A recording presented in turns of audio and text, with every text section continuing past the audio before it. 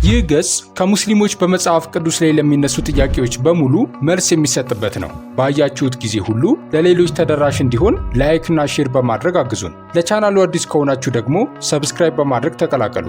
አብራችሁን ስለሆናችሁ እናመሰግናለን። እስከ መጨረሻው ተከታተሉ። ዛሬ የምናየው ጥያቄ በዮሐንስ ወንጌል ምዕራፍ 1 ቁጥር 3 ላይ የሚነሳ ነው። ክፍሉን አንብበነው እንጀምር። በመጀመሪያ ቃል ነበረ፣ ቃልም በእግዚአብሔር ዘንድ ነበረ፣ ቃልም እግዚአብሔር ነበረ። ይህ በመጀመሪያው በእግዚአብሔር ዘንድ ነበረ። ሁሉ በእርሱ ሆነ፣ ከሆነውም አንዳች ስንኳ ያለ እርሱ አልሆነም። ጥያቄው እንዲህ ይላል፣ በቃል ሁሉ ነገር ከተፈጠረ ያ ማለት ኢየሱስ ፈጣሪ ነው ማለት ነው? መልስ ዮሐንስ ምዕራፍ 1 ቁጥር ከ1 እስከ 3 የክርስቶስን መለኮታዊ ማንነትና የፈጣሪነት ስልጣን ከሚያረጋግጡ ግልጽ የመጽሐፍ ቅዱስ መግለጫዎች አንዱን ያቀርባል። ዮሐንስ ወንጌሉን ከዘፍጥረት ምዕራፍ 1 ቁጥር 1 ጋር በቀጥታ በማገናኘት በመጀመሪያ በሚለው ቃል ይጀምራል። እዚያም እግዚአብሔር ብቻ የሰማይና የምድር ፈጣሪ ሆኖ ተገልጿል። ይህንን በማድረግ ዮሐንስ ቃልን ወይም ሎጎስን ከፍጥረት ውስጥ ሳይሆን ከፍጥረት በፊት ያስቀምጣል። መጀመሪያ ሲጀመር ቃል አስቀድሞ ነበረ። ይህም ዘላለማዊና ያልተፈጠረ መሆኑን ያሳያል። ዮሐንስ በተጨማሪ ቃል ከእግዚአብሔር ጋር እንደነበረ ይናገራል። ይህም ከአብ ጋር ያለውን ግላዊ ልዩነት ያሳያል። ሆኖም ግን እግዚአብሔር ነበረ በማለት ቃል በመለኮታዊ ማንነት ሙሉ በሙሉ እንደሚካፈል ያረጋግጣል። ይህ በመለኮት ውስጥ የአካል ወይም የማንነት ልዩነትንና የባህሪ ወይም ምንነት አንድነትን ያረጋግጣል። ዮሐንስ ሁሉ ነገር በእርሱ ተፈጠረ ሲል ለቃል የፈጣሪነት ቀጥተኛ ሚናን እየሰጠ ነው። የግሪክኛው ጽሑፍ ሙሉነትን ያጎላል።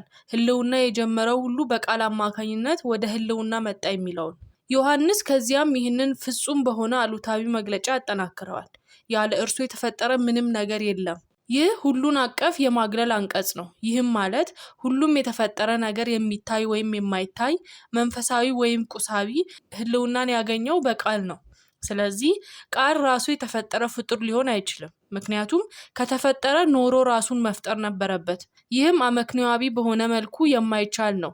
በምትኩ እርሱ የሁሉ ነገር ወይም የፍጥረት ሁሉ ያልተፈጠረ ምንጭ ሆኖ ለዘላለም ይኖራል። ዮሐንስ ምዕራፍ 1 ቁጥር 14 ቃልን ስጋ የሆነ ወይም ሰው የሆነ ኢየሱስ ክርስቶስ እንደሆነ ሲገልጽ ይህ የበለጠ ትርጉም ይኖረዋል።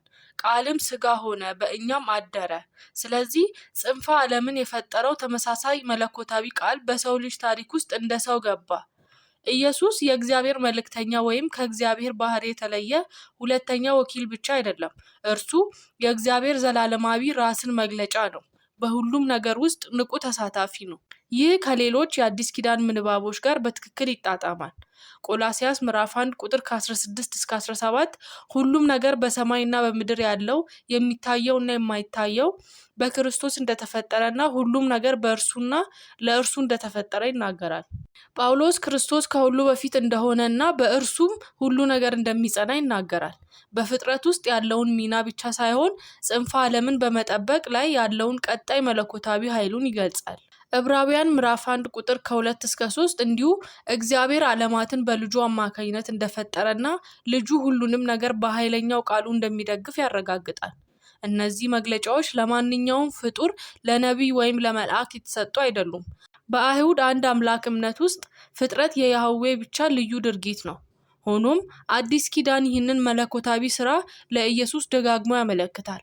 የመጽሐፍ ቅዱስ መደምደሚያ ኢየሱስ በአንዱ እውነተኛ አምላክ ልዩ ማንነት፣ ኃይል እና ተፈጥሮ እንደሚካፈል ነው። ስለዚህ ሁሉም ነገር በቃል ከተፈጠረ ታዲያ ኢየሱስ ያለ ጥያቄ ፈጣሪ ነው። እርሱ የፍጥረት አካል ሳይሆን ፍጥረት በእርሱ በኩል ህልውና የጀመረ ዘላለማዊ መለኮታዊ ወልድ ነው። መጽሐፍ ቅዱስ ኢየሱስን የሰውን ልጅ ቤዛ ለማድረግ ወደ ራሱ ፍጥረት የገባ ሉዓላዊ ፈጣሪ አድርጎ ያቀርባል። ይህ እውነት የክርስቶስን ሙሉ መለኮትነት እና በእግዚአብሔር ዘላለማዊ ዕቅድ ውስጥ ያለውን ልዩ ሚና ለመረዳት መሰረታዊ ነው። መልሱ ካረካችሁ ላይክ በማድረግ ብታሳውቁን ለቀጣይ ስራችን ያግዘናል። ፕሌይሊስት የሚለው ስር በመግባት በዮሐንስ ወንጌል ላይ በሙስሊሞች ለሚጠየቁ ጥያቄዎች በሙሉ የተሰጡ መልሶችን ማግኘት ትችላላችሁ። አስተያየታችሁንም አስፍሩልን። ቻናሉን ሰብስክራይብ ማድረጋችሁንም አረጋግጡ። እናመሰግናለን።